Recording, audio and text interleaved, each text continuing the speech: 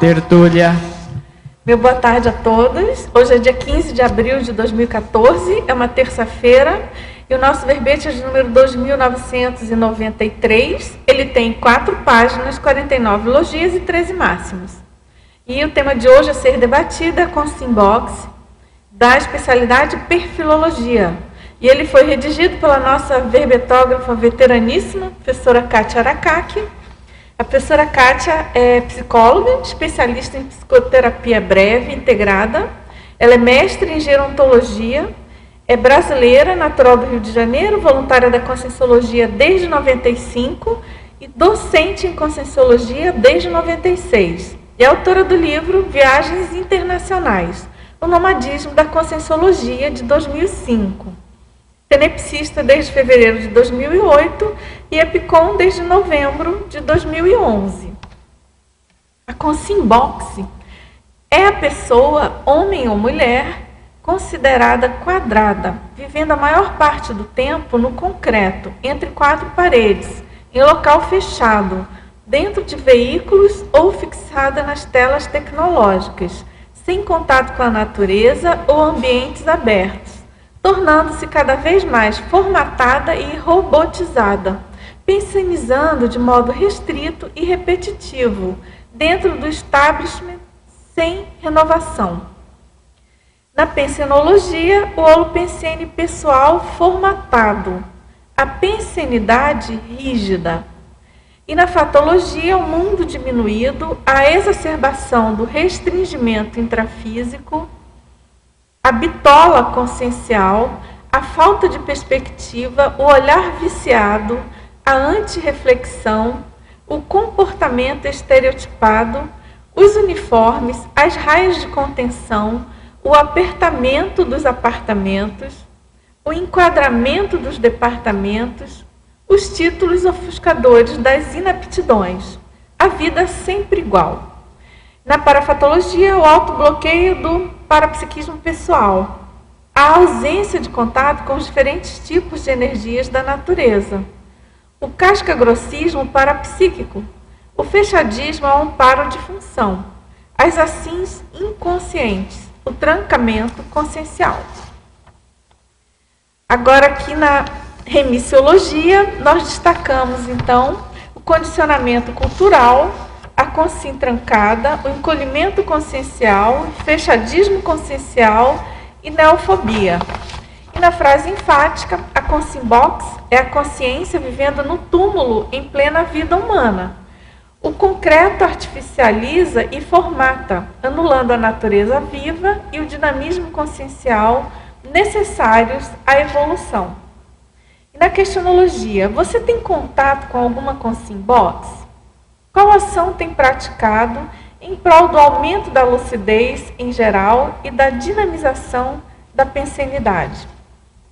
Agora aqui na mega-análise do João Paulo, bitola, neofobia, mesmexis, limitação, formatação, acomodação, antirreflexão, mediocrização, antissomática, autobloqueio, fechadismo, materialismo, automatismo, artificialismo, cascagrossismo, trancamento, restringimento, condicionamento, intrafisicologia e perfilologia. Professora Kátia, a gente tem já perguntas aqui, mas eu queria ouvir você sobre a ideia desse verbete. Inicialmente, a ideia inicial foi eu pensando que as pessoas hoje ficam muito tempo dentro das edificações. Então, assim, a semente da ideia foi essa. Mas depois, quando eu comecei a escrever o verbete, eu comecei a ter outras ideias, né? Mais essa condição do condicionamento, da pessoa ficar muito fechada, de não questionar, de não ter opinião própria. E aí eu fiquei pensando quanto que realmente a gente precisa estudar esse perfil para poder ajudar na baratrosfera futuramente, né? Se nós tivermos gabarito. Porque se a gente pegar o Homo sapiens reurbanizatus e o Pacíficos, tem muitos perfis ali, né, daquela listagem de 100 itens, que eles estão dentro dessa condição da Consimbox. E eu achei muito interessante essa associação que você fez, esse neologismo, né, que você criou, dessa questão do espaço exterior e o espaço intraconsciencial. Né? Isso está bem dentro de um estudo de prosêmica, né? Aquele Eduardo Hall, ele estudava muito isso, quanto que as edificações eles podem influem, né? formatar a pessoa. E toda vez que eu vou numa repartição, que tem aquelas paredes assim, né, aquela cor meio estranha e aquelas luzes, essa luz assim, né, padronizada, eu fico pensando, gente, como será uma pessoa trabalhando aqui 8 horas por dia, 5 dias por semana? O que isso causa na psicologia da pessoa? Não tem janela, não tem planta, não tem nada, a pessoa não vê a rua. Então, ontem mesmo, eu estive num lugar aqui em Foz que era assim, né? E eu pensei, gente, isso deve dar um efeito, né? Nessas pessoas que estão aqui. E são pessoas que ganham bem, que têm um cargo bom, mas eu não sei assim qual o efeito na saúde da pessoa. Na saúde, no equilíbrio, na questão consciencial. Muito interessante o tema, né? Acho que pode ajudar muita gente. E isso que você está falando, por exemplo, que você observou aqui em Foz, uma cidade pequena, média, essa questão da intraconsciencialidade que faz, na verdade, a restrição do espaço, muitas vezes, né? Porque às vezes a pessoa até teria oportunidade, condições de ter alguma coisa mais aberta e mais arejada, vamos dizer assim. Não é tanta opressão da cidade em si, né? Aqui, né, tem outras possibilidades, mas acho que é o tipo de organização, o tipo de instituição. Entendi. Então, que nem tem instituição total, essa não é uma instituição né, da parte mais comercial. Mas acho que deve fazer isso para os funcionários não se distraírem.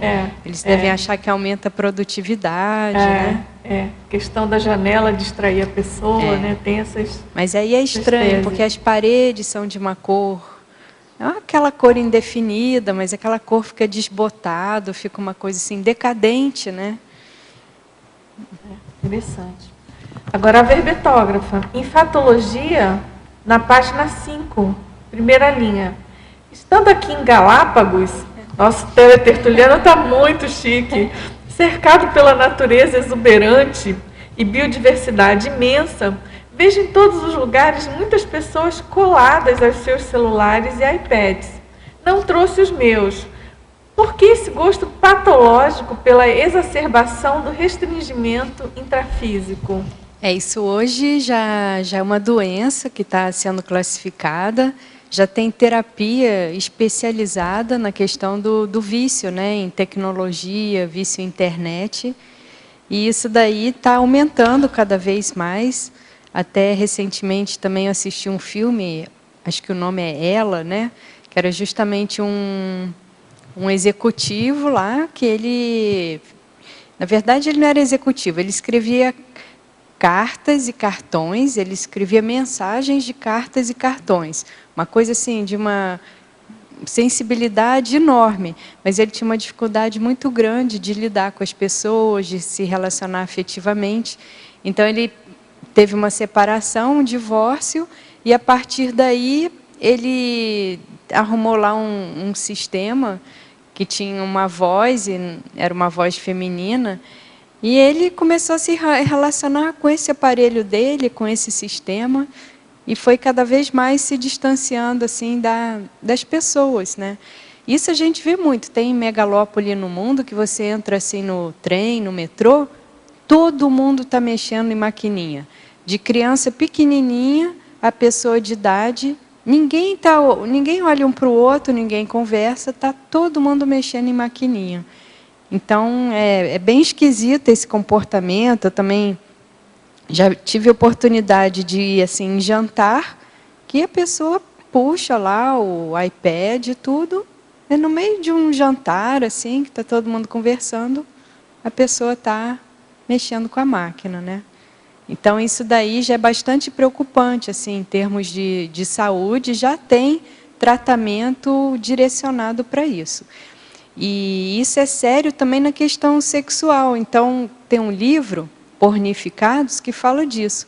As pessoas que têm relações sexuais virtuais e depois elas não conseguem ter na vida real. Então, é bem esquisita aí essa condição dos efeitos da tecnologia no psiquismo humano. Agora, é bem estranho, né? A pessoa está numa ilha, num local assim, com uma super natureza, exuberante, e a pessoa colada em maquininha, né? É muito esquisito. É muito estranho. Você sabe que eu me lembrei de uma vez eu tive uma oportunidade de rever uma pessoa que eu não via há anos, sei lá, 10 ou mais.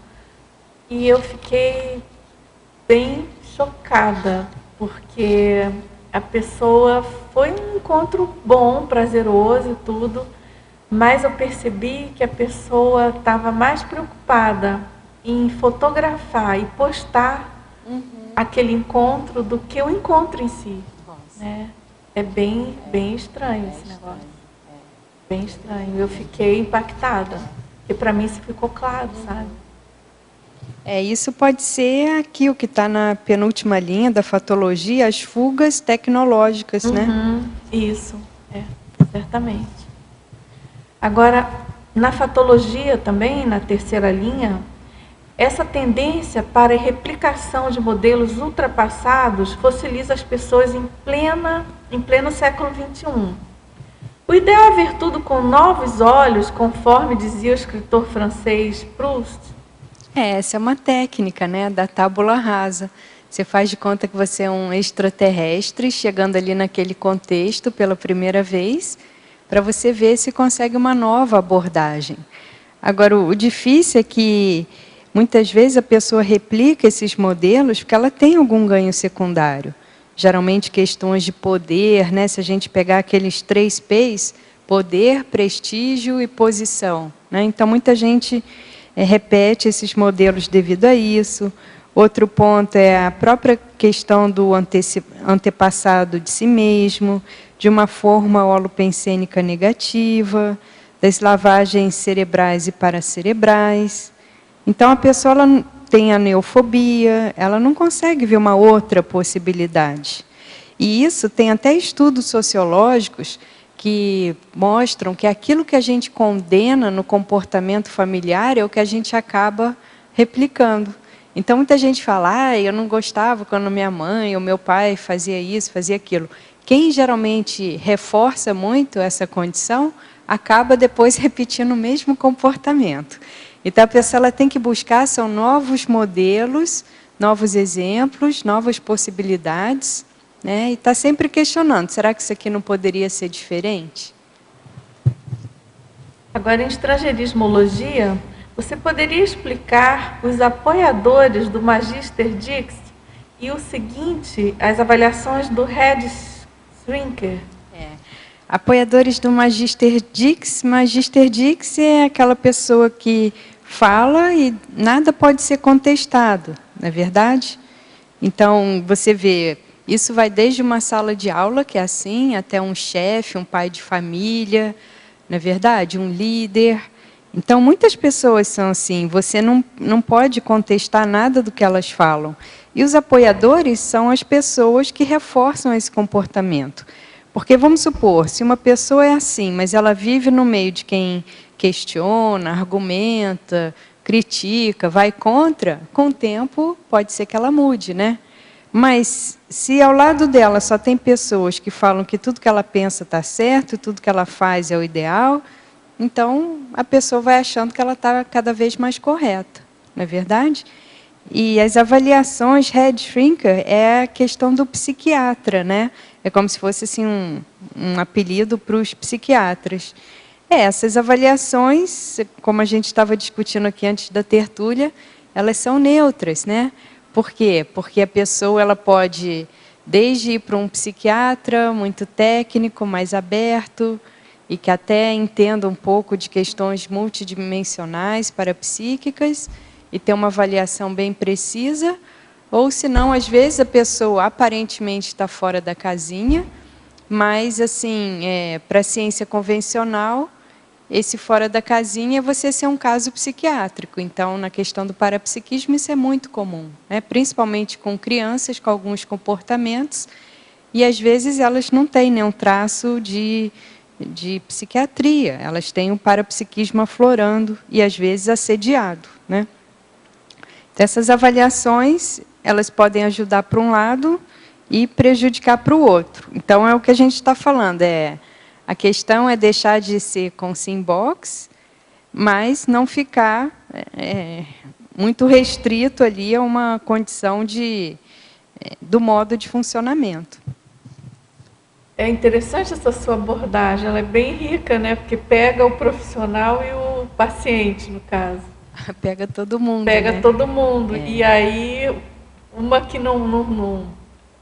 o lado bom possível de uma criança, por exemplo, parapsíquica, enfim, que não é uma Consimbox de modo algum, e acaba sendo enquadrada pela pressão mesológica, no caso, né, pelo establishment, como você colocou aqui. É bem importante essa avaliação e esse cotejo, né? Porque pensa numa família tradicional, né, Dulce? Aí todo mundo tem que ter um determinado comportamento. Aí aquela consim, mirim, aquela criança mais parapsíquica, já tem outros comportamentos. A família, às vezes, acha que é um vexame, né? Então, tem que enquadrar. Totalmente. E eu acho interessante, bem importante essa abordagem desse verbete, porque para a gente aqui da CCCI, a nossa condição de intermissivista, né, deixa a gente, às vezes, numa condição de totalmente anti-consimboxe. Mas, por outro lado, tem a nossa limitação, né, que aqui mesmo na CCCI nos faz nos inserirmos como consimboxe. Né? Né? Não, explica melhor isso aí. Não, é que a gente, para a sociedade em geral, você não, a gente não é, a gente é totalmente fora dos padrões, não é? E a gente não, você, nesse sentido, a gente não seria uma consimbox, de jeito nenhum, né? Mas, como isso é uma coisa totalmente intraconsciencial, você não acha que nós aqui na CCCI, em termos de avaliação, na CCCI que eu digo intermissivistas, muitos de nós, e aí eu me incluo, somos ainda consimbox. Sim, com certeza. Não é? Temos percentuais de consimbox, né? O questão do carneiro, o carneirismo, é consimbox, né? Quando a gente quer colocar muita regra, coisa muito rígida, que às vezes multidimensionalmente não se encaixa, consimbox. Quando a gente tenta implantar gestão... questão do controle, né? O controle, aquela gestão muito de empresa convencional nas instituições conscienciocêntricas, consimbox. A gente ainda tem muito comportamento, porque até ontem a gente estava em algum holopensene que reforçava esse perfil, né? Holopensene bélico, como teve aí o curso, religioso, monárquico e por aí vai, materialista, eletronótico. Então, não tem como, de uma hora para outra, a gente mudar. Então, até o nosso parapsiquismo, às vezes é um parapsiquismo, mas dentro de uma condição ainda muito box, né? Agora, na fatologia, você poderia expandir os títulos ofuscadores das inaptidões? Isso aqui é o seguinte, é quando a pessoa ela dá mais valor para a forma do que para o conteúdo. Então, quando ela vê uma pessoa que tem um cargo, tem um título, ou ela mesma, né, adquire um título, aquilo é uma condição passageira, efêmera, e a pessoa começa a se achar a partir daquilo. Ela acha que por ela ter aquele título, é como se aquilo se estendesse para outras áreas da personalidade dela, e ela não tivesse furos, não tivesse defeitos, não tivesse trafares, não tivesse aspectos da personalidade que ela ainda precisa desenvolver, tudo mais. E aí ela também acaba tendo comportamentos no dia a dia opressores. Isso daí é o clássico, você sabe com quem está falando? né? E começa com um sobrenome, se a pessoa está num local que ela tem um sobrenome importante. Aquilo já é um título ofuscador, porque assim, veio daquela família tem uma tradição e muitas vezes domina um setor ali naquele local, não é verdade? Muitas vezes político, econômico, cultural. E aí a pessoa, a partir disso, ela perde os referenciais, né? Ela se fixa naquele título, naquele cargo, e que isso aí podem ser várias coisas, né? E a autocrítica vai para o espaço. Quer falar? Eu só queria falar, Kátia, que esses daí são caixa alta, né? Com sim, boxe alta. Caixa alta. Caixa Porque, alta. associando também a Consimbox e esse estilo assim do poder, ele também guarda o belicismo com ele, né? Aquela tendência belicista que está reprimida ali, né? Sim. Então, ele não manifesta, fica fechado, mas cuidado que a qualquer hora ele está lá, está aparecendo. Pode se manifestar. Isso é reforçado porque tem as pessoas que não estão na posição, mas que elas reforçam. Porque senão não teria um Hitler da vida, não teria um Stalin. Então, sabe, é um respeito excessivo patológico, né? Sim. Você não pode contestar o chefe, não, mas ele é o chefe, não, mas ele é o presidente, não, mas foi o deputado que falou. Então, assim, como se um título desse imunidade para qualquer besteira que a pessoa vai fazer, vai falar, não é? Dessa autoridade, né? Uma autoridade invertida. E também isso vem de uma questão religiosa, né, Pilar? Sim. Não, mas Deus quis assim, Deus fez assim. Eu não tenho culpa de nada, né? Não, isso daí você não pode contestar a Bíblia, você não pode contestar o padre, o pastor.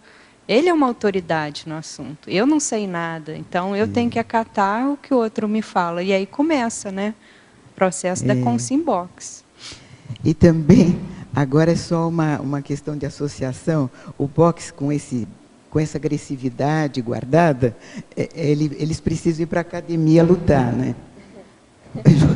Aí piora mais, né? Pois é. Piora mais, né? Tem que fazer laboratório, fazer reflexão, porque a Consimbox, ela não pensa, a Consimbox, ela segue ordens, ela reproduz, né? Ela só faz aqui, repete. A Consimbox é uma consim repetidora. Pois é, mas repetidora, mas dá para perceber na abordagem que você está fazendo sobre esse box, ele é aberto, então é uma variedade de nuances aí, de interpretações, de manifestação de uma Consimbox, né? Com certeza, Aqui é a consim, como vamos dizer assim, ele está pequeno, o verbete, né? Está pequeno, está curto, mas ele dá uma raiz assim para uma variedade de manifestações bem grande, né? Bem cósmica, assim. É engraçado que eu mostrei esse verbete para uma pessoa e eu perguntei justamente isso. Você não acha que está muito curto esse verbete? Aí a pessoa falou assim, Kátia, mas esse conteúdo que está aqui já dá muito debate. Não precisa colocar mais. É isso aí. Obrigada. Falando em dar muito debate, em numerologia. Você poderia falar para a gente a numerologia? Essa numerologia, sim, realmente, né? O curral humano, o cérebro de cimento, a vida engaiolada, a oquidão consciencial, a voz surda, a presença objetal e o pensamento xerox. Então, começando aqui de trás para frente, pensamento xerox. Significa, a pessoa não pensa, ela não raciocina, ela não tem vontade própria, né? Ela só reproduz o pensamento de outras pessoas, tá certo? Presença objetal. A presença da pessoa é como se ela fosse um objeto ali naquele contexto. Ela não é vista como uma consciência.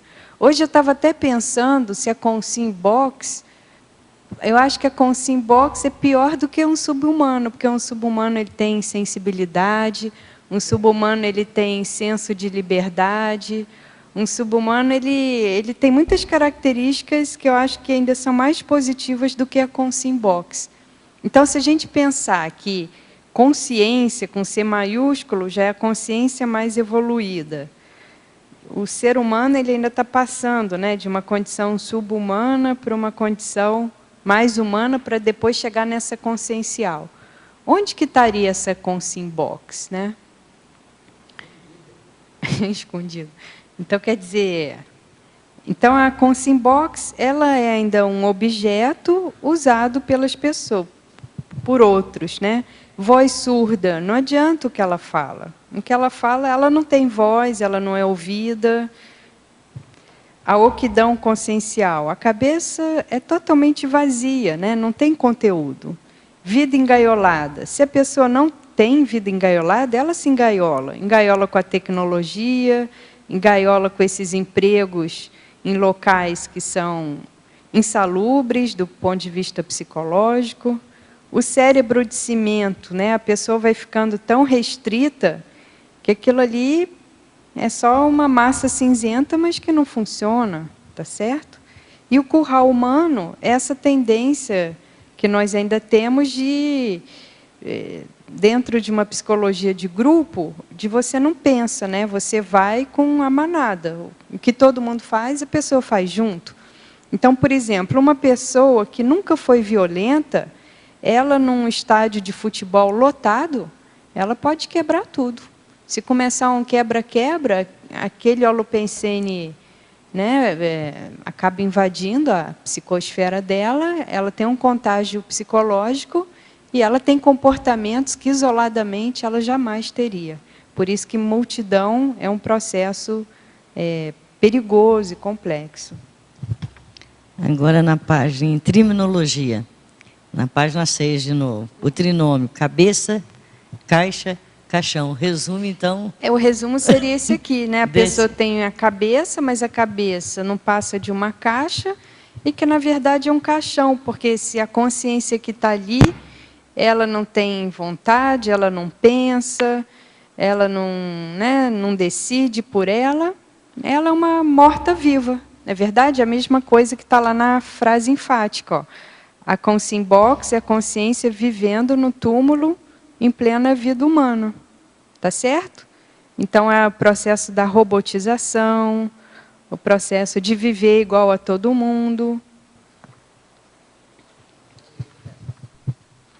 Agora, professora Kátia, enfatologia, na página 5, final da primeira linha.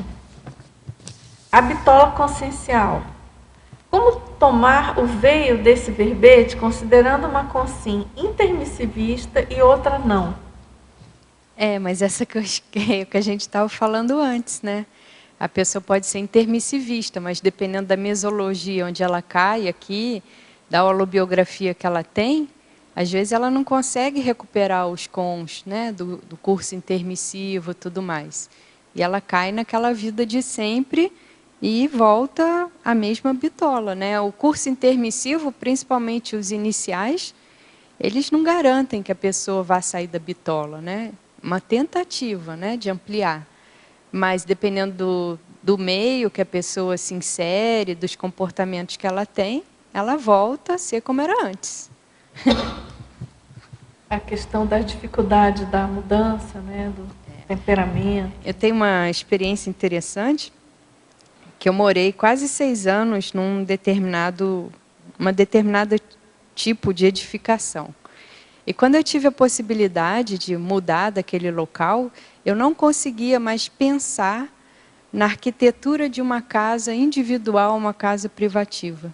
Então, eu devo ter resgatado memórias de vidas em que eu morei em instituições totais e que eu não conseguia, então, eu fui fazer a planta de uma casa e eu não conseguia pensar sem ser numa base coletiva. Então, isso mostra, 6 anos, eu já estava na conscienciologia, já tinha essas ideias, e 6 anos foram suficientes para eu perder o referencial do que é uma condição de moradia individual. Então, achei isso bem sério também, né? E aí a gente vê como que essas teorias da prosêmica e a influência na psicologia humana, elas realmente fazem sentido. E eu, psicóloga, já tinha estudado isso. E aí a arquiteta falava para mim assim, mas Kátia, agora a casa é só sua, não precisa mais disso daqui. E eu não conseguia pensar assim, eu não conseguia imaginar essa condição. Sendo que foi a única experiência que eu tive de morar assim num tipo de república. Sério isso, né? Forte. Eu já tive, você está falando, eu já tive experiência não de moradia, mas profissional, né? Mas que corrobora com isso que você está falando. Eu trabalhei muito tempo em empresa grande, né? E eu trabalhava nessa área de espaço, não só arquitetura, mas relacionada a serviços, infraestrutura em geral. E a gente, era claro isso, era estratégia organizacional. Usar o espaço enquanto um instrumento de modificação organizacional. Então, a gente tinha uma equipe, a gente ia fazendo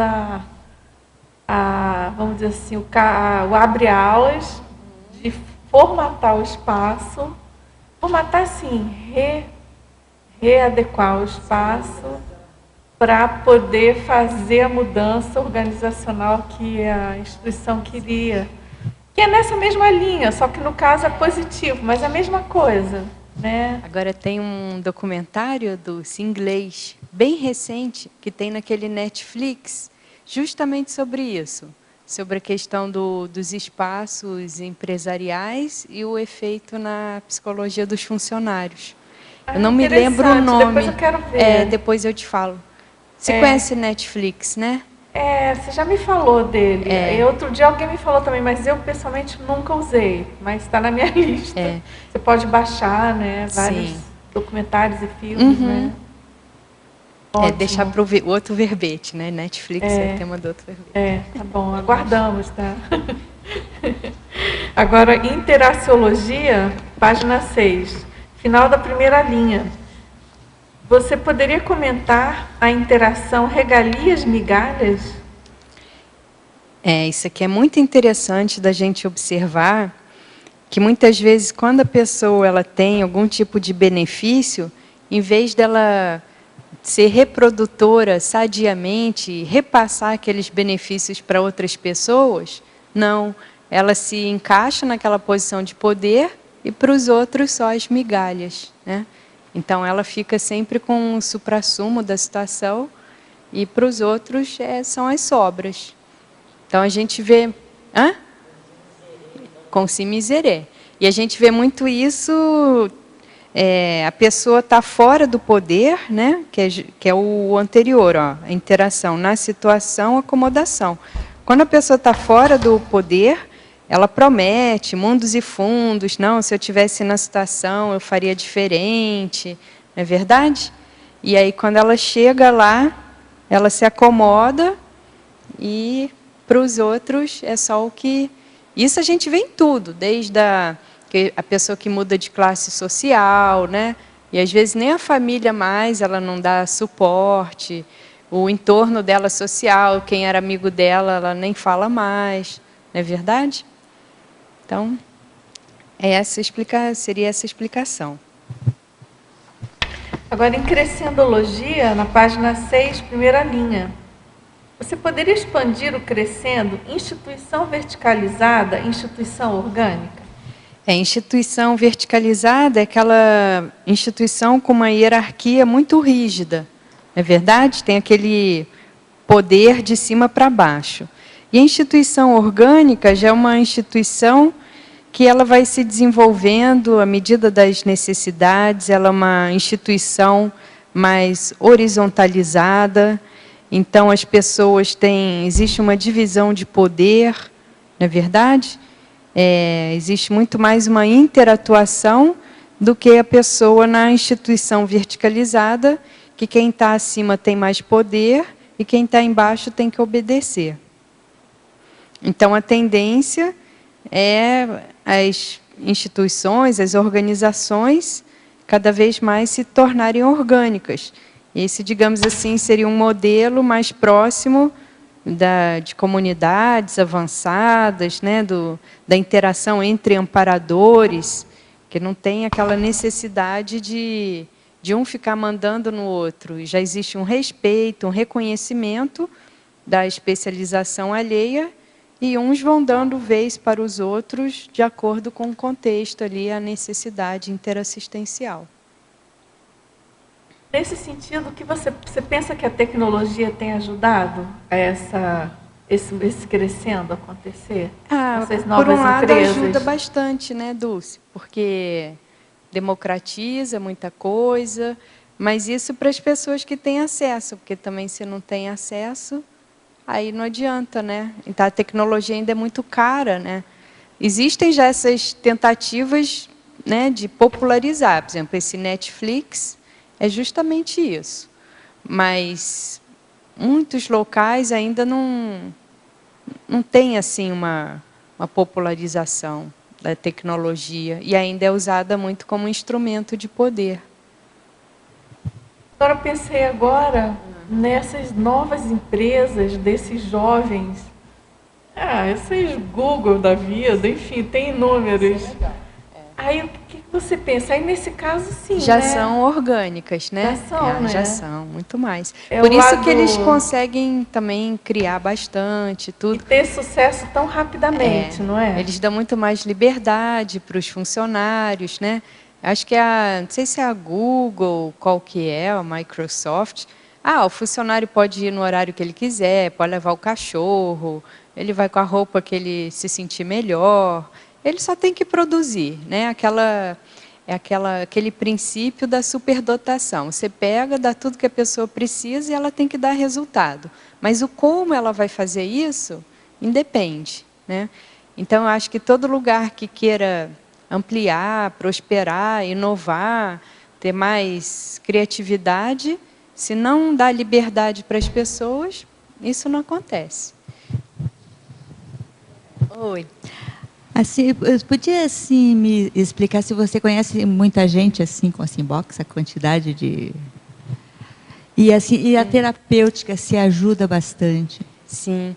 Olha, Marilene, assim, não é que eu tenha, digamos assim, pessoas chegadas a mim com Simbox, mas se a gente pensar no mundo atual, você vai vendo, você vê na televisão, você vê na rua, né? Essa própria atitude que o teletertuliano falou, das pessoas todas mexendo com maquininhas e tudo mais.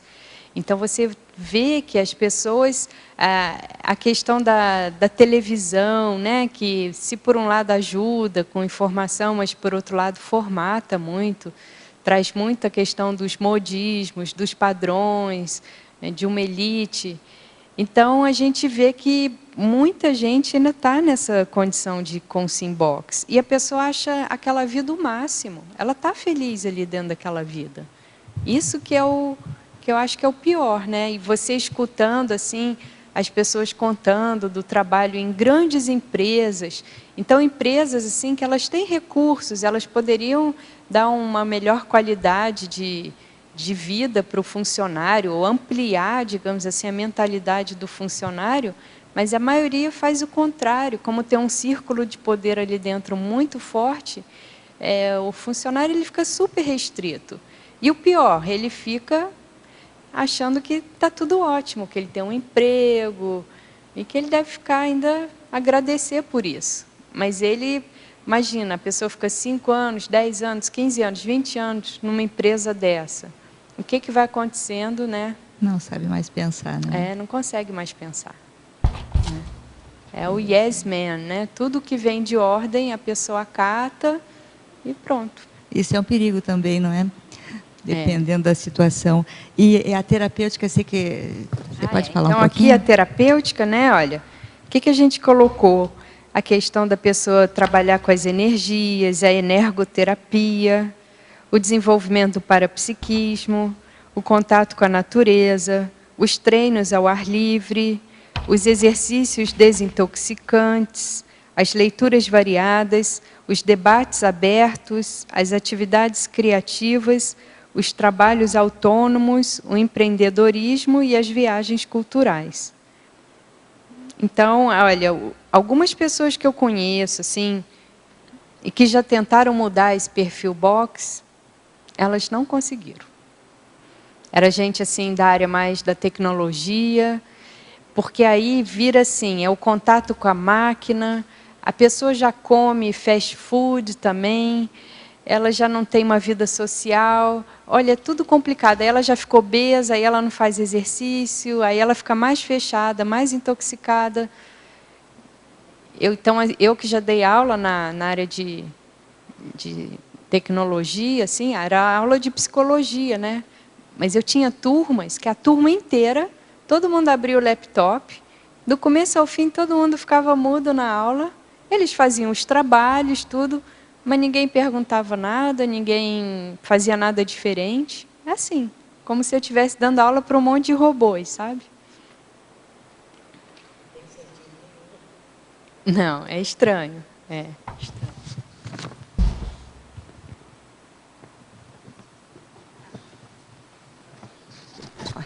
Oi, Marília. Tudo bom? Tudo. Você pode dar um exemplo, como é que seria esse líder box, vamos dizer assim, né? Esse líder que é um líder fechado, que você coloca Isso aqui é só você pegar os ditadores aí, pega aquele lá da Coreia do Norte, pega o Hitler, pega esses líderes todos aí, entendeu? Uhum. Então você pega o Hitler da vida. Olha só o que ele conseguiu fazer, não é verdade? Uhum. Então, isso também, né? Eu já li muito livro, assim, principalmente os diários de gente que passou pelo nazismo, assim. E é interessante de você ver como é que eles vão contando, como que vai sendo feito esse processo da propaganda, né, da lavagem cerebral, as pessoas vão aderindo, os amigos vão aderindo. Então, é uma coisa esquisita, assim, né? Mas que tem uma força enorme, né? E aí você pensa, e pessoas super inteligentes. Então, é uma coisa muito estranha, né? E aí, esse caso que eu acho que é o pior, porque pega muita gente. Agora, eu acho que por trás sempre de um líder assim, tem a questão dos mega sediadores, né? Que eu até coloquei aqui na sindromologia, ó. A síndrome da orfandade dos satélites de megassediadores. Que isso daí, justamente isso é muito falado, né? O professor Valdo já trouxe muito isso. Um megassediador, ele é transmigrado, ele vai para outro planeta, e os que ficam, ou ele vai para o FIEX, não é verdade? E aí todas aquelas consciências dependentes dele, ficam totalmente perdidas, elas não sabem o que fazer, elas não conseguem pensar, elas estão acostumadas a obedecer ordens, elas não têm vontade própria, é a voliciopatia, né, Dulce? Então, é complicado, né?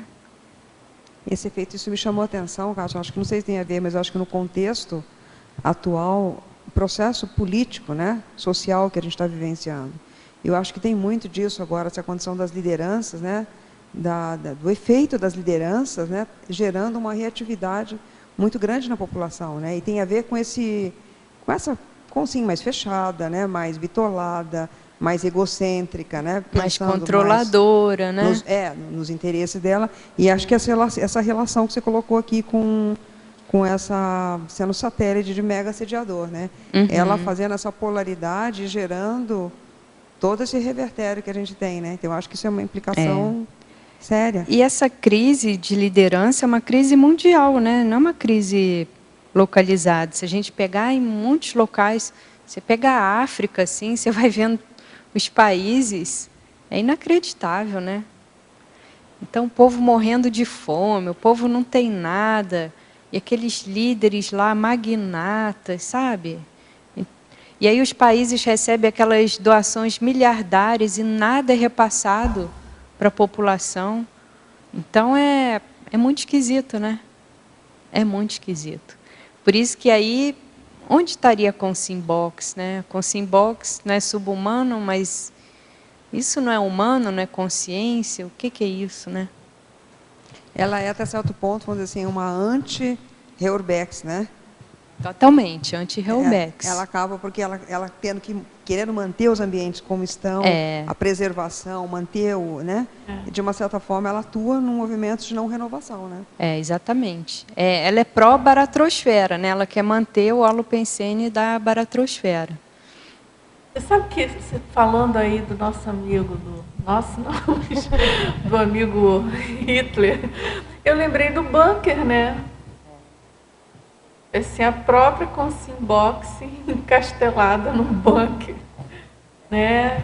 Bem impressionante como que juntou ali. Esse aí podia ter colocado aqui, né? Mas só lembrei agora. Na estrangeirismologia. É perfeito isso daí, né?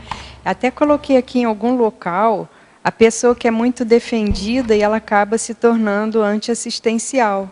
Não sei se foi aqui na parafatologia. Deixa eu ver. Fechadismo ao amparo de função? Deixa eu ver onde... Não, é interaciologia, ó, na última linha. A interação, defesa excessiva, anti-assistência. Você pega esses líderes bélicos, né? Eles têm esses bunkers da vida e, às vezes, o país está na maior crise, em vez deles irem lá fazer alguma coisa, entra no bunker, fica lá quieto e pronto, né? O resto que se dane, na verdade. Uma coisa assim que um amparador jamais faria, né? Um amparador jamais entraria na casa dele, trancaria a porta, vocês se resolvam aí com os invasores, os assediadores, né? Os ladrões, e eu vou ficar aqui na minha casa. Isso não acontece, né? Isso que eu falei, estava conversando com você, acho que tem a ver também com a ciclologia, não é? Que você coloca aqui, né, Kátia? Essa postura da liderança também, com a relação com o ciclo de repetições históricas, né? Ele acaba tendo uma relação aqui com a manutenção. Porque as personalidades, elas vêm e vão, né?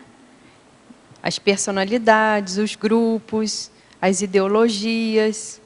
Então, quer dizer, não está vindo sempre consciência nova. São as mesmas consciências com outros corpos, em outros locais, muitas vezes com outra formação, mas que, no fundo, elas têm aquela mesma essência. Então, a história tende a se repetir, não é verdade? Isso a gente vê com a nossa própria história, né? De uma vida para outra, a nossa vida não muda tanto assim, né? Se a gente tiver algum nível de retrocognição, a gente sabe o que deve acontecer futuramente, né? Porque a tendência é haver uma repetição. Aqueles comportamentos que eles não são corrigidos, eles se repetem. E se tiver um reforço mesológico, aí junta a fome com a vontade de comer, né? E como que você vê, Kátia, que é possível, por exemplo, uma renovação? Eu estou imaginando aqui uma pessoa, uma consciência, que não tem acesso à conscienciologia, certo? Ele é um líder que está fechado dentro dessas características que tem aqui. Como que você vê as perspectivas de renovação dele para ele poder fazer uma renovação, né? Através de que outros meios? O líder? Porque aqui você coloca na terapêutica. Você coloca na terapêutica aqui a condição da energoterapia, do parapsiquismo, né? Então, no caso assim, a pessoa que não tem acesso, como é que seria essa renovação que não fosse por essa via conscienciológica? Eu acho que se a pessoa ela sofreu um impacto muito grande na vida dela, aquilo às vezes pode causar, né, digamos assim, uma reflexão. Pode gerar uma reciclagem, né? E aí, quem sabe, ela... Entendi. Ela muda, né? Às vezes ela tem uma perda grande, tem uma doença muito grave, ou, sei lá, acontece uma catástrofe, e aquilo gera ali faz um hiato, assim, ela começa a tentar buscar outras explicações, porque foge do controle, né? Enquanto está tudo sob controle, o controle do jeito que ela acha, vai ser muito difícil a pessoa mudar. Mas eu acho que essa é uma possibilidade. Tá ok, obrigada. Agora, alguns itens que você colocou aqui na terapeuticologia podem ajudar muito, né, independentemente do paradigma consciencial. Por exemplo, as próprias viagens. Podem ajudar, sim. Mas é que se a pessoa estiver muito bitolada, né, Dulce? Não dá conta. Ela não isso. consegue sair. Ela viaja, mas ela Continua. é igual vem para essa dimensão e volta igual. É igual entendeu? ele falou da Ilha Galápagos, né? Exatamente. A pessoa não sai daquilo que é uma zona de conforto, que ela está acostumada. Né? Entendi. Agora, professora Kátia, estrangeirismologia, primeira linha. Com relação aos atendentes de call centers, quais atitudes um desperto tomaria para ligar para um call center e se manter imperturbável? Olha, eu acho que isso daí, você ligar para o call center para resolver algum problema, deveria estar na lista do teste da autodesperticidade, entendeu? Porque se a pessoa conseguir, né, que demora demais, né, para você ser atendido. Muitas vezes tem que deixar lá no Viva Voz e ficar esperando.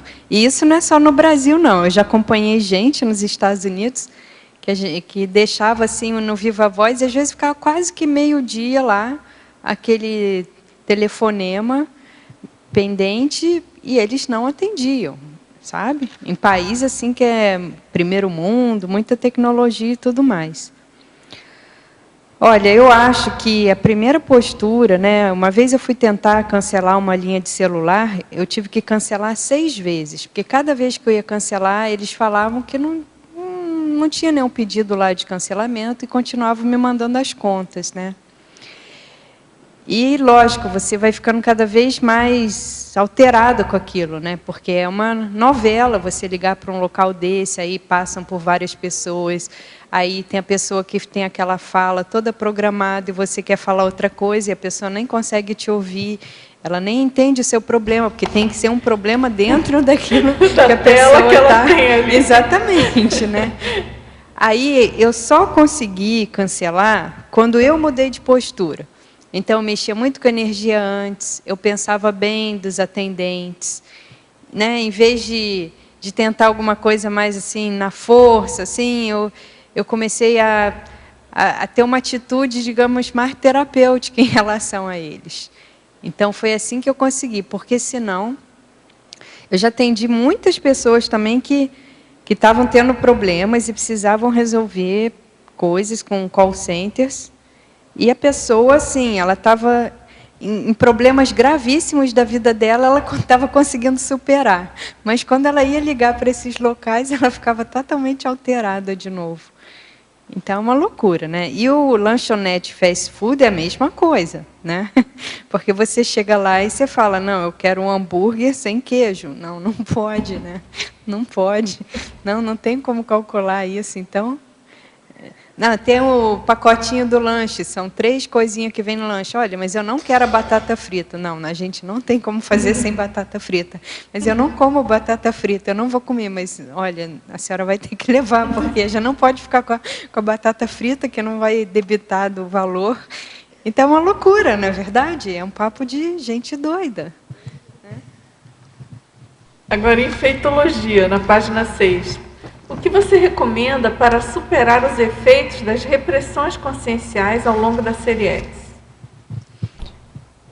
Olha, se a pessoa estiver dentro das ideias da conscienciologia, eu recomendo a pessoa fazer conscienciometria e consciencioterapia. As 2 primeiras terapêuticas, porque a pessoa vai ter um diagnóstico, ela vai saber, no caso dela, onde é que pega, ela vai ter, digamos assim, um atendimento mais personalizado de acordo com o perfil consciencial dela, né? Agora, essa terapêutica aqui também que eu falo, olha, na página 7. Agora, é muito importante a pessoa fazer exercício físico, porque exercício físico vai mexer com as energias, vai deixar a pessoa mais desintoxicada. Agora, se a pessoa é da psicomotricidade, vamos supor, a pessoa é soldado, é militar, aí ela tem que trabalhar mais com a questão intelectual, né? Uma leitura variada, começar por aí. Agora eu vou falar, viu? Esse negócio de sair das repressões de muitas vidas, tem que fazer muita força, porque a tendência é a pessoa voltar para aquilo. Isso a gente vê, assim, convivendo com uma pessoa que é mais desreprimida, aí a gente vê o quanto que a gente é reprimida ainda, né, em muitas coisas, porque, assim, a pessoa que não tem muita repressão, olha, não importa o contexto, ela começou a comer a comida, aquilo está ruim, ela para na hora, ela está num local, ela se sente mal, ela levanta e vai embora, ela ouve uma coisa que não agradou, ela dá outra na hora. Então, assim, é bem diferente da pessoa. A pessoa mais reprimida chega no local, aquilo está horrível, mas ela se acomoda ali, né? Então, tem que fazer um esforço muito grande, aí acho que vale a pena ler o livro da professora Dulce, né? Vontade, a consciência inteira, porque a pessoa ela vai ter que trabalhar, em primeiro lugar, na raiz ali, que é a questão da vontade, né? Não sei se você gostaria de comentar alguma coisa. Não, fica à vontade. Porque a pessoa ela já perdeu a vontade própria, né, Dulce? Já está robotizada. Já tá, né? Tem que fazer todo um trabalho para reverter, né? Ela se autoconscientizar. Aí que eu falo, né, daqueles atributos volicionogênicos, né, da pessoa começar a trabalhar com aquilo, entender, né, para tentar reverter. Nesse livro sobre vontade tem vários testezinhos. Isso eu acho que vale a pena a pessoa fazer, porque se a vontade da pessoa é fraca, não adianta, senão ela tenta algumas terapêuticas, mas elas funcionam por um período muito limitado. Tem que mexer lá na intraconsciencialidade. Agora, na legislogia, na página 6, primeira linha, como funcionam as paraleis do paradireito, acordando os intermissivistas ainda radicais contra a defesa dos interesses materiais? Poderia exemplificar? Isso se a pessoa tem esse paradigma intrafísico, materialista muito forte, ela muitas vezes ela conhece bem quais são os direitos dela, intrafísicos, as leis, mesmo sem ser advogada, não é verdade? Então ela briga por pequenas coisas, né? Não, eu paguei, então eu tenho direito, eu quero de volta. Agora, a partir do momento que a pessoa começa a conhecer essas leis do paradireito, ela começa a entender, né, que muitas situações que ela passa, aquilo dali já extrapolou uma lógica intrafísica. Então, vamos supor, a pessoa é roubada e depois ela quer, porque quer punir, né, o ladrão, coisas assim. Mas, às vezes, ela tem uma interprisão enorme com aquela consciência, né? Às vezes, ela devia para aquele ladrão, não é verdade? Então, eu acho que o paradireito ele faz a pessoa raciocinar em outras bases, com outros elementos. E aí aquela defesa assim excessiva que a pessoa tem dos direitos dela e do que é dela, eu acho que ela acaba abrindo mão. Agora, em sindromologia, na página 6, final da segunda linha, você poderia ampliar a síndrome da orfandade dos satélites de megassediadores? Ela pergunta se essa síndrome ocorre só em consins ou em consciexes também. Essa síndrome ela é descrita pelo professor Valdo Vieira quando ele fala da questão da OFIEX. Então, quando muitas vezes um megassediador ele é levado para o OFIEX, né, para ser assistido, toda aquela turma dele fica totalmente desnorteada. E eles ficam atrás desse líder, né? Então, eles vão atrás, eles querem encontrar o líder. E como a OFIEX ela é assim um bolsão interdimensional não acessível, né? Então que isso fica bem patente, né? Essa orfandade que esses satélites de megassediadores ficam. Isso é só você ver também. Então acontece com o consciex e com o consins. Você vê um grande ditador, quando ele dessoma, ele morre, ou ele adoece, muitas vezes os apoiadores dele também não sabem o que fazer, fica todo mundo, né, como se tivesse tido uma grande perda ali, porque é tudo com simbox. Esses líderes políticos são casos bem clássicos, né?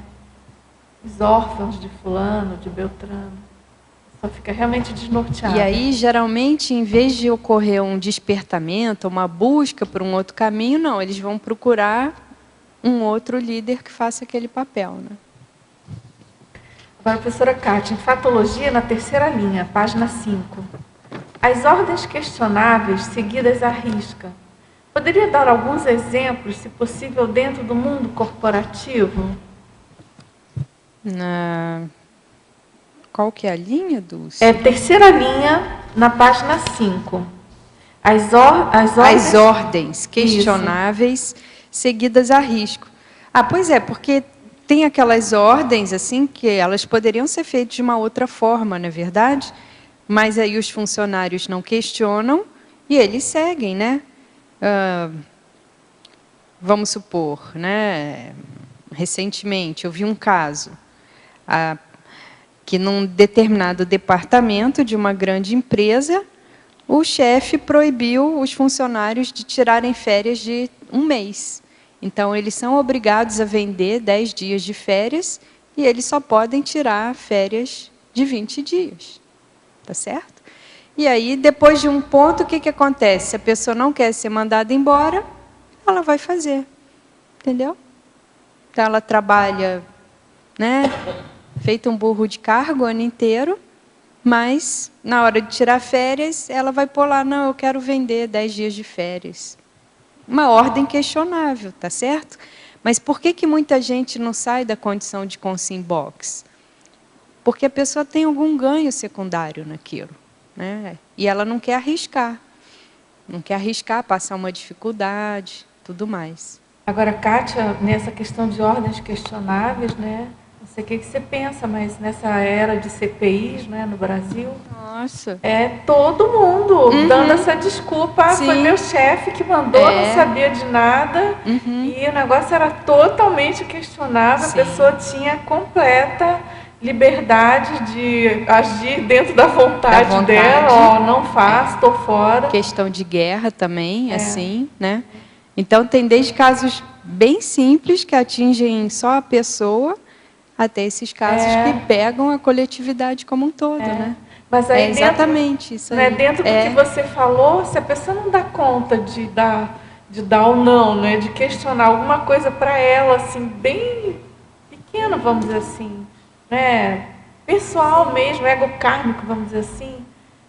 Quando é coisa maior, de mais arrojo, que exige um posicionamento mais público, mais sério, aí mesmo é que ela não faz. Não faz, não. É porque também o processo da lavagem cerebral ele vai sendo feito aos poucos, né? Então, como que funciona a escola de ladrão? A escola de ladrão é assim, ó. Você leva o ladrão-chefe, leva o candidato a ladrão numa feira. Aí ele fala assim, você está com fome? Olha quanta fruta aí que vai sobrar dessa feira. Esse feirante não vai conseguir vender tudo. Não tem o menor problema você pegar uma laranjinha ali. Aí o cara vai, rouba uma laranja. Mas por aí vai, porque assim, o ato é o mesmo, não importa se a pessoa está roubando uma laranja, está roubando um banco, está roubando toda uma população, é o mesmo ato. E vai sendo criada uma psicologia de uma lógica invertida. Não, olha, esse povo tem demais, eu não tenho. Ou, não, eu mereço também. E a pessoa entra naquele esquema, sabe? E ela acha que está no direito dela. Então, ela não vê nenhum mal nisso. Quando vê, está subornando todo mundo, está fazendo o que for necessário para atingir os objetivos. Agora, em trinomiologia, página 6. Terceira linha.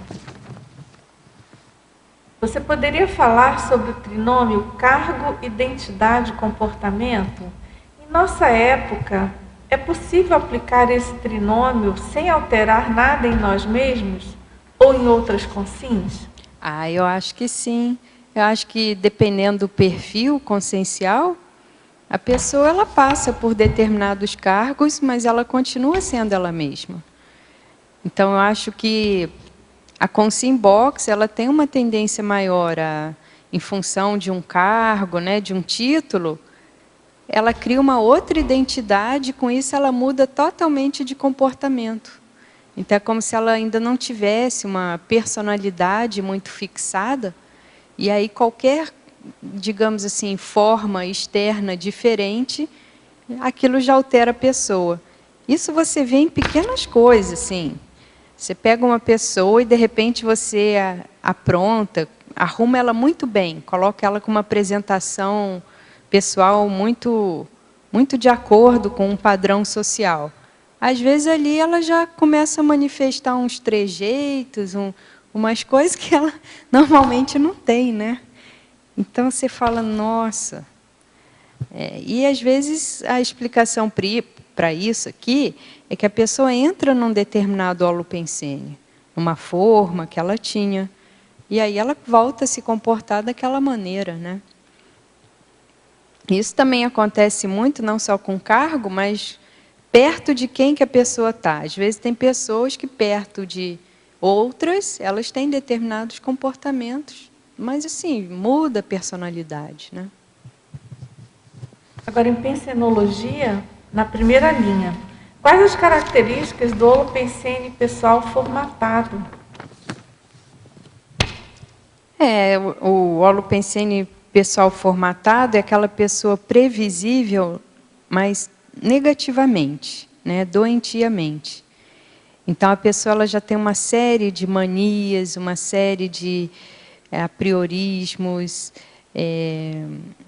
de neofobias, ela não dá o espaço para outras possibilidades, para novidades. E isso tem que ver na essência da pessoa, porque às vezes a pessoa ela tem uma vida muito regrada, ela é mais organizada, mas tem que ver em relação às ideias, né? Porque isso daí que dá um diferencial. Não adianta nada a pessoa que aparentemente ela adere a muitas novidades, mas ela adere só externamente. Intraconsciencialmente, ela continua do mesmo jeito. E isso daí eu acho que quando a gente tiver mais parapsiquismo, mais projetabilidade lúcida, a gente vai entender mais, não é verdade? Que aí a pessoa ela tem toda uma restrição em termos de manifestação no extrafísico que reforça, que demonstra esse holopensene formatado. Então a gente vê assim, a pessoa muda de cidade, a pessoa muda de idade cronológica, a pessoa às vezes muda de grupo social, muda de profissão, muda de status, e ela não muda a maneira dela de pensar. É muito esquisito. E aí, se você convive com a pessoa ao longo de décadas, assim, você tem como acompanhar isso. Então, você vê que às vezes a pessoa prosperou materialmente, mas intraconsciencialmente é igualzinho, você sempre conheceu, não mudou nada. É muito interessante, né? A gente que está, todo mundo já deve ter passado por isso, que está morando aqui, por exemplo, você fica mais tempo sem ver algumas pessoas suas de convivência do passado, né? Às vezes você fica anos, aí você revê a pessoa e você percebe isso, né, que você está colocando. Bem forte. Agora, e aí também entra o fator reciclagem nossa aqui, né? Isso é impressionante, né? Esse espremedor de cérebro aqui, que nem falou o professor Valdo Tertuliário, ele dá resultado mesmo, né? Agora, Kátia, em fatologia, na página 5, final da segunda linha, você poderia falar sobre o olhar viciado? Essa condição da pessoa olhar tudo sempre do mesmo jeito. Então, não é que a realidade nunca muda. Ela que nunca muda, né? Então, ela tem uma dificuldade de ver as nuances, de ver os detalhes, de ter outras abordagens. Então, as opiniões, as análises dela ficam muito congeladas. Isso a gente vê muito na questão da psicologia da pessoa. Qual é a tendência? A pessoa com mais experiência de vida, como a pessoa vai amadurecendo, a tendência da pessoa interpretar os mesmos fatos que ela vivenciou de uma forma diferente. Então, aquela pessoa, vamos supor, ela teve uma situação na adolescência. Na adolescência, ela vai interpretar de um jeito, na adultidade de outra, na meia-idade de outra, na velhice de outra. Se ela chegou na velhice e ela tem a mesma interpretação que ela teve na juventude, na adolescência, ela está com esse olhar viciado. entendeu? Então, essa é dificuldade que a pessoa tem de fazer atualizações em relação a ela mesma, em relação aos outros, em relação ao mundo, à vida, tá certo? Ela congela uma abordagem, uma análise, uma imagem, e ela não consegue ver que, muitas vezes, tem um elemento novo ali. Agora tem uma informação aqui, informação, um comentário, na verdade. Professora Kátia, o tema do verbete me remeteu ao documentário Edifício Master, do cineasta Eduardo Coutinho. Um dos temas do documentário é justamente a influência do tipo de moradia na vida das pessoas. Ah, muito bom. Agora, tem uma pergunta sobre a questão das moradias. Na página 5, Fatologia, quarta linha, de baixo para cima. Você poderia exemplificar o apertamento dos apartamentos? Porque se a pessoa já tem uma tendência a ser com Simbox, se ela fica em local muito pequeno, e geralmente como as pessoas acumulam muitos bagulhos, então a casa ainda fica mais apertada ainda, a tendência é haver esse encolhimento consciencial, né? Essa bitola aumentar. E isso está sendo, digamos assim, em termos de exploração imobiliária, está sendo uma moda atualmente, né? Porque o que eles falam? Que é melhor a pessoa morar num apartamento bem pequenininho, mas num local mais central, próximo ao trabalho, do que ela morar, muitas vezes, numa propriedade maior, mais distante. Então, tem muitas construtoras pelo mundo inteiro que eles estão fazendo esses complexos, que é a parte residencial, comercial e empresarial juntos, e que os apartamentos eles podem chegar, acho que até 19 metros quadrados, coisas assim, né? São mínimos, e às vezes em países, em cidades que tem muito local para se construir, não é verdade? Então, lógico, eles estão vendo o aspecto monetário, financeiro e da praticidade da pessoa estar ali perto do trabalho, mas esse aspecto psicológico não está sendo levado em consideração. E se a gente pensar na questão energética, né, quantas pessoas vão morar num prédio desses? Né? Como é que fica a questão do holopensene, o acoplamento ali? É um verdadeiro acoplamentário isso daí, não é verdade? Então, essa condição aí de apartamento muito apertado não precisa ser assim, um triplex, cobertura triplex, nada disso, que também é o outro lado da Consimbox abonada, digamos assim, né? Mas a pessoa pensar em ter uma moradia que seja um mínimo confortável, isso daí é muito importante para essa saúde consciencial. E essa questão das grandes cidades, né? Que é um paradoxo, né? A cidade enorme, muitas opções, e a pessoa fica ali restrita, apertada, e conforme você já colocou, pensando pequeno igual o espaço. Né? Se a pessoa for pensar, nossa, tem locais do mundo que ainda são muito despovoados, né? E são países de primeiro mundo, que têm uma qualidade de vida muito boa. Então, por que a pessoa fica numa megalópole dessa, toda apertada, com custo de vida, às vezes, altíssimo, só pelo glamour, né, de morar naquela capital, tudo mais? E esses países que têm, então, por exemplo, o Canadá, né, que tem essas áreas ainda muito desabitadas, eles oferecem programas de imigração. Eu conheço uma família carioca, que era o casal e 3 filhos, pequenos, bebês. E eles conseguiram se mudar para lá, né, por esses programas do governo, e hoje eles têm uma qualidade de vida excelente, né? Mas a pessoa, ela tem a ideia fixa, ou ela quer ficar naquele local que tem mais fama, né? Dá uma identidade para ela. Então, fica no apertamento do apartamento. Já está apertada no soma, né? Aí ainda fica numa casa apertada. Então, o holopensene também já é, né? Constritor, restritor.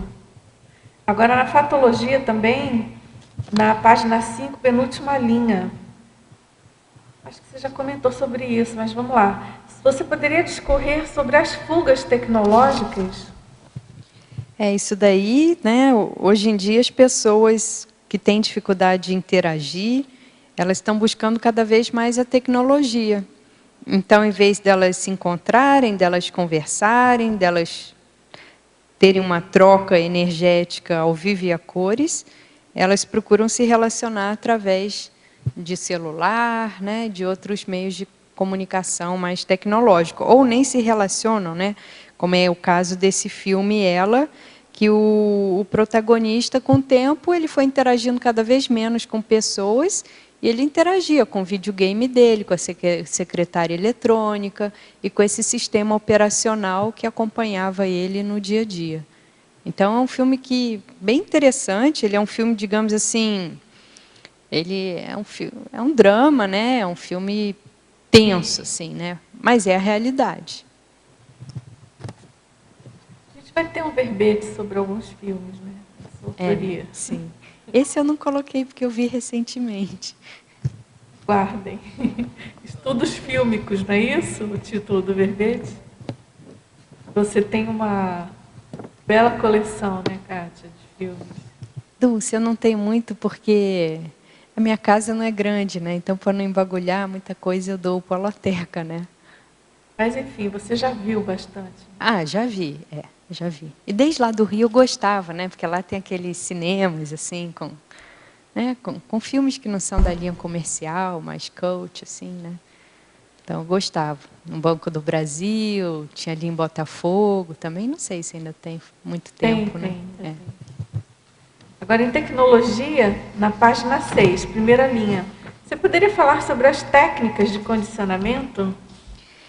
Técnicas de condicionamento vai desde aquela, né, de você elogiar a pessoa quando ela faz aquilo que você quer e de você, né, destratá-la quando ela faz ou ignorá-la quando ela faz alguma coisa que você não concorda, não aceita, né? Isso daí tem N técnicas que foram muito estudadas pelo behaviorismo, que foram aplicadas nas indústrias, nas empresas, técnicas para fazer com que as pessoas fiquem condicionadas igual um cachorro, por exemplo, ou qualquer outro bicho. Então, a pessoa ela acaba não pensando, ela tem um estímulo, aquele estímulo gera uma resposta, isso assim, aquelas mais clássicas, né? Mas, de N maneiras, aquilo que eu contei, né, sobre a moradia, onde eu vivi quase 6 anos, isso é uma técnica de condicionamento. Pensa numa instituição total, né? Você faz todo um cenário ali, que você já formata a pessoa psicologicamente para aquilo que você quer, né? A televisão faz muito isso. Lembrei, claro, na minha área, né, a questão da formatação mesmo pela arquitetura, né, a questão da arquitetura do poder, como que é sério isso. Você manobra direitinho a pessoa em função do padrão do espaço, né, e tem desde as catedrais, os castelos, os fortes, panóptico do Bentham, né? Exatamente. Kátia, eu gostei muito desse verbete, até porque o meu trabalho é entre 4 paredes, 8 horas por dia. Então, já dá para ficar bem atenta para os estragos, né, que isso pode causar. Eu queria só que você comentasse um pouquinho sobre esse antagonismo sobreviver-viver. Porque isso daí, né? Muitas vezes a pessoa ela está num estilo de vida que é de sobrevivência, mas que não tem qualidade nenhuma, não é verdade? Então, o que a gente estava falando, a pessoa mora numa megalópole, num apartamento super apertado, né, trabalha, vamos supor, num local assim, entre 4 paredes, que não tem nem janela, e ela vai sobrevivendo. Mas será que isso é vida? Não é verdade? Então, é isso daí que, hoje em dia, a gente tem muitas possibilidades, né? E dependendo da sociedade onde a pessoa vive, ela tem como mudar, ela tem como buscar um outro estilo de vida, mas ela tem que mudar um pouco os parâmetros, Porque aquela tal história, muita gente prefere ficar apinhada numa megalópole, numa Nova York da vida, e outras capitais assim que, né, são referências mundiais, a se mudar para um local que é menos conhecido, mais simples e ter mais qualidade de vida. Kátia, por falar nisso, o que você tem a nos dizer sobre Tóquio? Olha, Tóquio é assim, você parece uma Disneylândia. Por quê?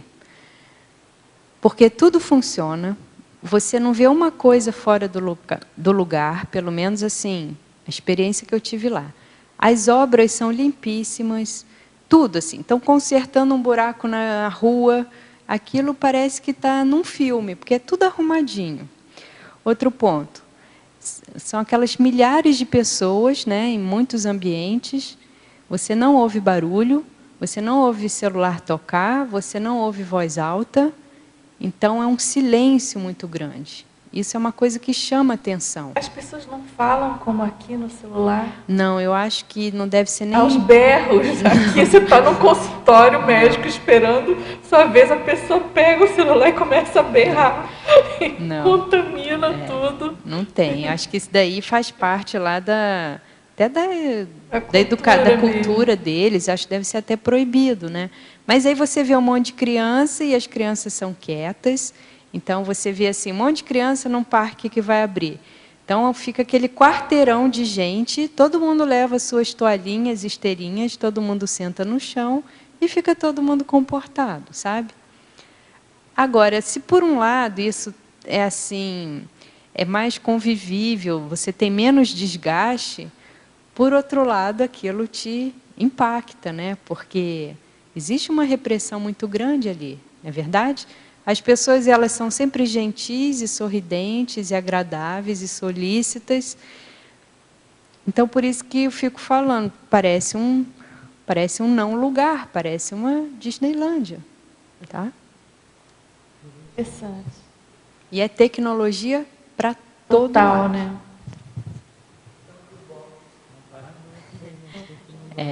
Até certo ponto. Tem a ver com essa pergunta.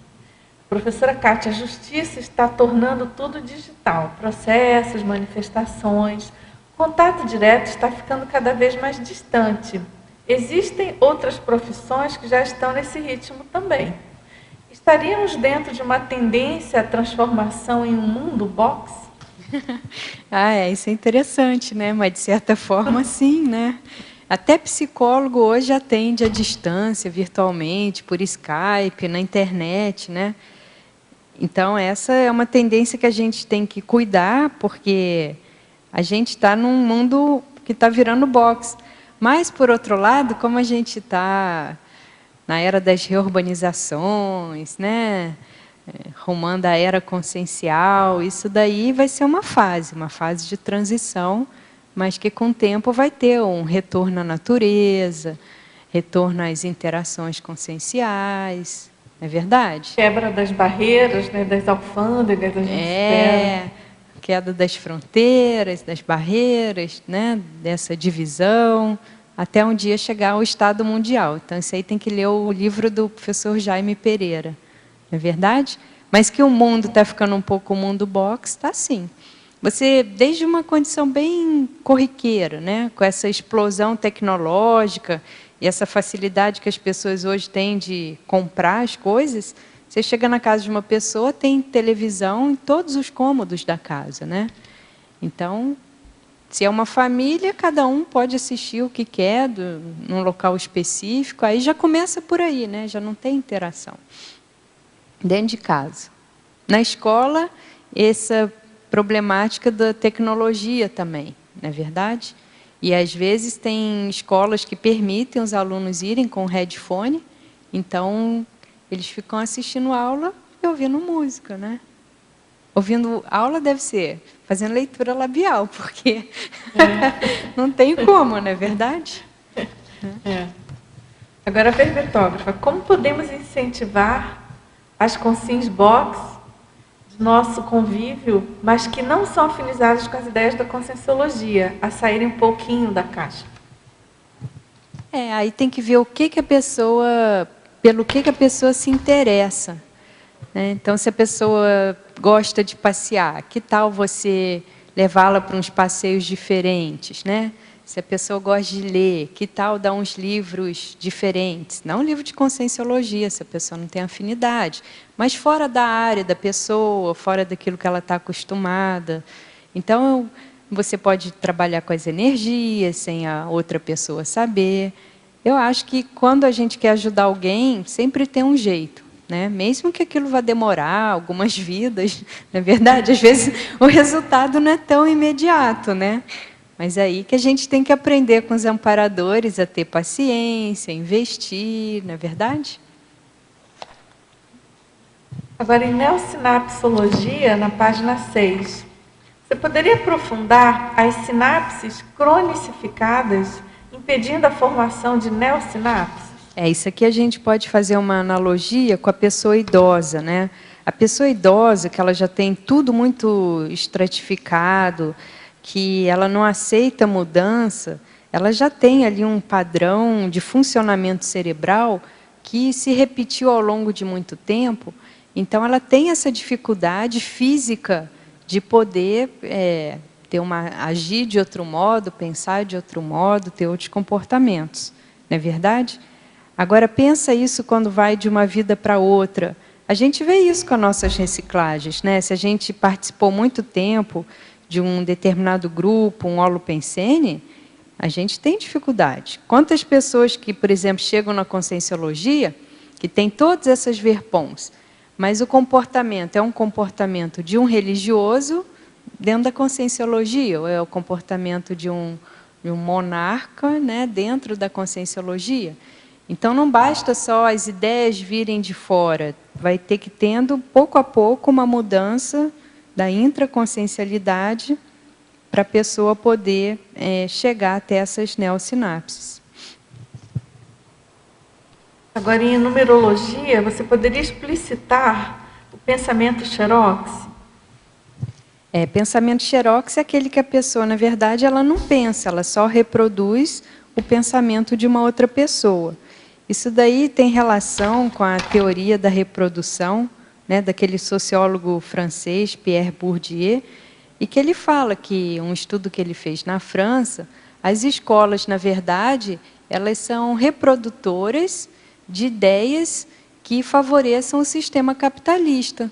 Mas a pessoa ela vai fazer uma faculdade e tudo mais, ela não vai, digamos assim, se libertar intelectualmente, ela não vai expandir as ideias. Ela vai ser bem-sucedida ali, enquanto aluno, se ela souber justamente reproduzir essas ideias que são as ideias do poder, do establishment e etc. e tal. E a gente vê, né, que grandes inventores, personalidades assim, que trouxeram inovações para a humanidade, em geral, elas foram expulsas da academia, né? Então, muitas vezes elas estavam num ambiente assim, universitário, mas quando elas começavam a trazer as inovações, o pessoal dava um jeito de, né, excluir. Isso também acontece nas empresas. Muita gente que é demitida em empresa não é porque a pessoa é incompetente. A pessoa tem muitas ideias, ela quer inovar, quer fazer diferente, e aí a turma do poder também exclui, né? Isso acho que na maioria das áreas, né? A pessoa ameaça, né? Exatamente. Acho que isso é bem comum. Agora, em teraciologia, na segunda linha. Desculpa, na página 6, última linha. Poderia explicar a interação defesa excessiva anti-assistência? Isso aqui, se a pessoa ela tem muita preocupação em se defender, em geral, ela não vai fazer assistência. Pensa só, né? Alguém está passando mal, você está ali perto, você vai ter que ajudar, mas às vezes você vai tomar um soco da pessoa, você vai se sujar, né? Você vai entrar ali na crise que a pessoa estiver tendo. Se você não estiver predisposto a isso, quiser mais se defender do que ajudar, você não tem como ajudar. Então, isso vai desde a pessoa que ela trabalha muito com as energias, faz muito EV, se encapsula, mas em benefício próprio, até qualquer outro tipo de manifestação assistencial, porque para você fazer assistência, você vai ter que entrar um pouco na patologia do outro. Não tem como você ajudar o outro sem se envolver. E esse envolvimento, muitas vezes, não garante que a pessoa consiga se defender, tá certo? Então, quem se defende excessivamente, em geral, não está aberto para assistir. Não sei se ficou claro aí essa? Eu penso que sim. Esclareou bem. Agora, em polinomiologia, na página 6, primeira linha. Você poderia expandir o polinômio vida vegetativa, vida material, vida no asfalto e vida finita? Vida vegetativa é essa vida que a pessoa ela vai sobrevivendo, ela vai levando, mas ela não tem vontade, ela não tem decisão própria, ela não pensa, né? Isso está muito ligado, muitas vezes, a um padrão de materialismo, tá certo? Então, a pessoa ela acaba entrando nessa condição do consumismo desenfreado, de ser é ter, né? Da posse material, do objeto, como uma prioridade na vida. Consequentemente, ela vai ter uma tendência a valorizar mais a vida na cidade, nos locais onde tenha um comércio mais desenvolvido, mesmo a questão empresarial. E isso daí vai afastando dessa natureza mais consciencial. E vida finita, né? Porque se a pessoa não vê nada além disso na vida dela, ela vai pensar, daqui a pouco eu vou morrer, então tem mais é que aproveitar a vida mesmo, né? Com essas coisas. Ela não vislumbra possibilidade de vida após a morte, de continuidade do que ela está fazendo aqui nessa vida. A vida dela fica muito restrita a esse mundo intrafísico, material. Então, ela fica ali, né, limitada por essas condições. Agora, na antagonismologia, página 6, última linha. Você poderia comentar com exemplos o antagonismo telinha-paisagem? Telinha é questão da televisão, não é verdade? Então, muita gente mora num apertamento, né, num apartamento muito pequenininho, que às vezes nem tem uma janela direito. Se tem, aquela janela dá para outro prédio, que dá para outro prédio, que dá para outro prédio, que dá para outro prédio. Também já vi casa de pessoa que, assim, a casa não tem janela, não tem vista para nenhum local, né? Então, a pessoa coloca, assim, quadros, tudo de paisagens, né? Porque ali, na redondeza, não tem nada de paisagem. Então, a telinha é isso, é a pessoa que ela tem contato com a natureza através da televisão. Mas ela nunca está numa paisagem natural, tá certo? Então, como aqui em Foz, a gente tem as cataratas, você tem umas florestinhas, né? Tem uma natureza muito exuberante, ou em locais de praia. Tem gente que não, a pessoa vivencia isso através da televisão. Agora, na ciclologia, página 6, final da segunda linha. Você poderia comentar a quebra dos ciclos patológicos com as reurbexes e as transmigrações?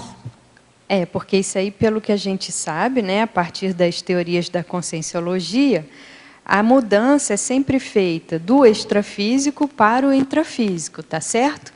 Então, se você começar a modificar, né, as dimensões extrafísicas desse padrão box, né, então dimensão extrafísica box, né, que seria a questão da baratrosfera, das parafavelas, todo esse contexto que é explicado no Tratado Homo Sapiens Reurbanizatus, isso daí, ao longo do tempo, vai trazer as reurbanizações intrafísicas, porque todas aquelas consciências patológicas que faziam pressão aqui, né, holopensênica, nessa dimensão, elas estão sendo encaminhadas para algum destino, ou estão sendo transmigradas, ou estão indo para alguma comunidade de tratamento, elas estão ressomando, consequentemente, todos esses locais extrafísicos estão sendo reurbanizados, e aí isso vai favorecer essa quebra desses ciclos patológicos.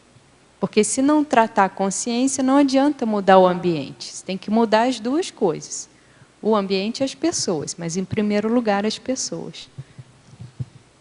Agora, professora Kátia, sobre o trinômio poder consciencial, derrogação das leis, novas eras. Na terceira linha, esse você poderia trinômio, comentar? ele seria o antagonismo do trinômio anterior. Ó. Então, o trinômio anterior, poder intrafísico, legitimação, perpetuação. E qual seria o contrário? Seria justamente o poder consciencial. Então, vamos supor, você pega um serenão, né? Imagina, o serenão, ele tem capacidade de ressomar num local e aprimorar o cérebro intrafísico daquela, né, daquele povo ali. E isso daí, consequentemente, vai mudar esse padrão Consciem-Box e trazer novas eras. Então, esse poder consciencial é bem interessante, porque ele é mais para invisível, na verdade, ele não é tão ostensivo, digamos assim, não é tão aparente quanto o poder intrafísico, mas ele é capaz de mudar o funcionamento das coisas e trazer novas eras. Então, todo esse movimento dos serenões, das consciências livres, em relação às reurbanizações extrafísicas, às transmigrações, seria um exemplo disso daí, né? Que quem viver verá e quem tiver memória vai poder acompanhar. E tem a ver com essa interação que você fez, não é isso? Serenismo, anonimato? Sim, também tem relação com isso, né? Que quanto maior o poder, mais tende a ser um poder invisível, um poder que não aparece.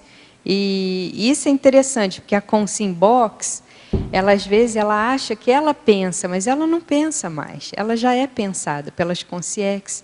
Porque como a Consciem-Box, ela muitas vezes não tem noção de energia para psiquismo, ela já tem processo de semipossessão, de possessão. E isso daí a pessoa ela confunde. Ela acha que ela está pensando, ela está decidindo, ela está fazendo. E não é, ela já é marionetada por uma consciência. Então, isso daí, na Consciem-Box, eu acho que é uma das coisas mais sérias assim, que tem, né? É essa falta de comando pessoal. A pessoa não se comanda mais, ela tenta controlar o cosmos, mas ela não tem mais autocontrole nem sobre a manifestação dela. Nossa, isso é muito sério, né? É. Bem importante. E a pessoa acha que é ela, e não é ela, né? É coisa do poder, né, Kátia? É, totalmente, né? Realmente se acha acima, no top do cosmos, né? É. Topo do cosmos. Agora tem uma pergunta aqui sobre religião. Você poderia aprofundar e exemplificar a religiomania? Está na Maniologia, página 6. Isso daí vale a pena, se você quiser aprofundar, ler o livro, né, do nosso super especialista, Marcelo da Luz, onde a religião termina. Agora, o que é muito sério em relação à religiomania é que esse poder da pessoa ele está todo externalizado, né? Então, a pessoa ela não tem mais vontade. A vontade dela é a vontade de algum ser supremo, de algum Deus ou de alguma figura, né, mítica que ela ache superior e que rege tudo na vida dela. Então, é bem sério isso, porque a pessoa ela realmente abdica o poder dela de pensar, de ter livre-arbítrio, de direcionar a vida dela, e ela acaba fazendo tudo em função, né, dessas figuras externas, que podem ser tanto figuras não existentes, quanto a reprodução dessas figuras através de personalidades intrafísicas, né, que são, digamos assim, os perpetuadores das religiões. Kátia, na primeira página, página 5. Você falou no começo das ordens questionáveis seguidas à risca, né? E essa que é as ideias inquestionáveis, ela está relacionada ao sincretismo religioso, que é aquela história, quem não pensa é pensado? A questão daqui, ideias inquestionáveis, aqui seriam os dogmas, tudo aquilo que você não pode nem questionar, entendeu? Aquilo é tido como a verdade absoluta e você não tem como questionar, criticar, trazer uma outra no lugar. Aí tem um filósofo que fala, que eu não lembro o nome dele, né? Quem não pensa é pensado. Aqui, na parafatologia, o cascagrossismo parapsíquico e depois, logo em seguida, o fechadismo ao amparo de função. Cascagrossismo parapsíquico é a pessoa que não percebe nada do ponto de vista das energias, né, das parapercepções, tá certo? E o fechadismo ao amparo de função é muito uma postura da pessoa que tem dificuldade de ouvir a opinião alheia, não é verdade? Então, quanto mais, digamos assim, a pessoa ela é egocêntrica e ela acha que ela está sempre certa, que ela sempre tem razão, que o que ela pensa é o melhor, né? Ela não dá abertura para uma opinião alheia. Porque esse amparo de função não é que a Consciex vai abrir um espaço na sua cabeça e te dar uma ideia. Às vezes, a pessoa não tem parapsiquismo para isso. Mas o amparo de função ele pode se manifestar, quando a pessoa não tem parapsiquismo, através de alguém próximo a esse elemento e que tem uma abertura maior. Então, essa pessoa, se ela for ouvida, ela vai ajudar esse líder, né, ou essa personalidade.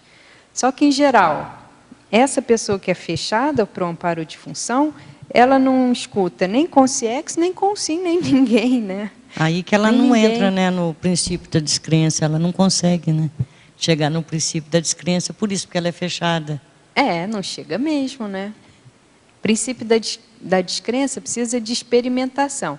Você vai experimentar uma coisa nova, você não vai experimentar aquilo que você já conhece o tempo todo, senão isso é apriorismo, né? Se a pessoa é muito fechada, ela não quer experimentar nenhuma coisa diferente. Agora, na crescendologia. O crescendo com sim entre paredes e CL no cosmo. Isso daqui ainda é o nosso caso, né? Belo crescendo, hein? Né? Então, um dia a gente chega lá, não é verdade? Eu acho que a projetabilidade lúcida, o parapsiquismo avançado, é que vão fazendo, digamos assim, a fase de transição positiva, né, dessa consim, que fica muito entre paredes, intrassomática, né, e até chegar nessa CL no cosmos. Agora, Kátia, você quer perguntar? Tem mais uma aqui no antagonismo. O antagonismo, responder, refletir. Porque a Consim Box é muito o chamado yes man, né? A pessoa só fala sim, sim, senhor, né? Vou fazer, tá. A pessoa ela dá respostas automáticas, ela nem pensa mais, tá certo? Então, será que a gente reflete toda vez antes de responder alguma coisa? Ou a gente já tem um automatismo que, em algumas circunstâncias, para algumas pessoas, em alguns contextos, a gente já tem aquela resposta enlatada, né? Agora, Kátia, considerando esse crescendo aí, né, entre paredes e a CL no cosmos, você que é uma consim ultra viajada, você considera que tem culturas, países que propiciam ter mais consins box ou não? O que você pensa sobre isso? Com certeza, né? Porque, principalmente dependendo do governo, aquilo vai refletir na educação e aí vai refletir na questão de consim box ou não, né? Então, quanto mais fechada a cultura, maior a tendência consim box. E um parâmetro que você pode ter é o grau de xenofobia. Então, aquelas culturas que são muito nacionalistas, exaltam muito, né, a própria etnia. Já tem o fechadismo mesmo arraigado. Isso aí, independente da questão econômica. Às vezes são países muito, né, com uma boa economia, até de primeiro mundo, mas que muito fechados, né? Cheio de consim box. Cheio de consim box. Então, a não miscigenação também é uma outra. Está dentro, né, dessa condição. Quer dizer, é um belo paradoxo, né? nem sempre o desenvolvimento Uhum. anula, né? A gente pode pensar essa condição. por quê, e isso é um tema que, digamos assim, afeta muito, né, os cientistas, personalidades do primeiro mundo. Mas por que a conscienciologia está no Brasil, né? Essa questão da conscienciologia aqui é muito instigante. Não é não? Né? Essa tese até, né, do Brasil blindado, enfim. Realmente tem muito a ver com o nosso mix aqui cultural. E consciencialidade não tem relação com riqueza material. Você às vezes vai num local que tem uma riqueza assim visível e as pessoas são muito, né, fechadas. Você vai num local que é tudo muito mais pobre, mais difícil e que ali tem muito mais consciencialidade, né? Mas como o nosso parâmetro é muito do capitalismo selvagem, né? Então isso acaba sendo um referencial. Tem país que as pessoas mais bem vestidas, elas são salvas primeiras numa situação de acidente, porque isso é interpretado como elas devem ser pessoas mais importantes para a sociedade. Muito bem. Terminamos aqui nosso tempo. Eu agradeço muito a participação de todos vocês, tertulianos, teletertulianos, e da nossa verbetógrafa Kátia. Aguardamos o próximo, é amanhã? Muito bem. Qual é o... Casa Arrumada, Casa né? Arrumada, ele vai falar. Então, muito obrigada a todos Obrigada. E nossos informes estatísticos. Obrigado. As pontuações da tertúlia de hoje são 11 assinaturas no livro de presença, 18 perguntas presenciais e 28 perguntas respondidas online. Hoje nós temos um recado. A Nilma com o curso Acoplamentário. Boa tarde. O SEAEC convida a todos os voluntários das instituições conscienciocêntricas a participarem do Acoplamentário de 2 a 4 de maio, cujo tema é voluntariometria. No acoplamentário são utilizadas técnicas do acoplamento energético e técnica da clarividência. Os EPICONs são João Bonassi, Kátia Aracaki e o Denilson. Para se inscrever, o interessado no curso pode entrar em contato com o telefone 3525 2652. Aguardamos você no acoplamentário. Obrigada.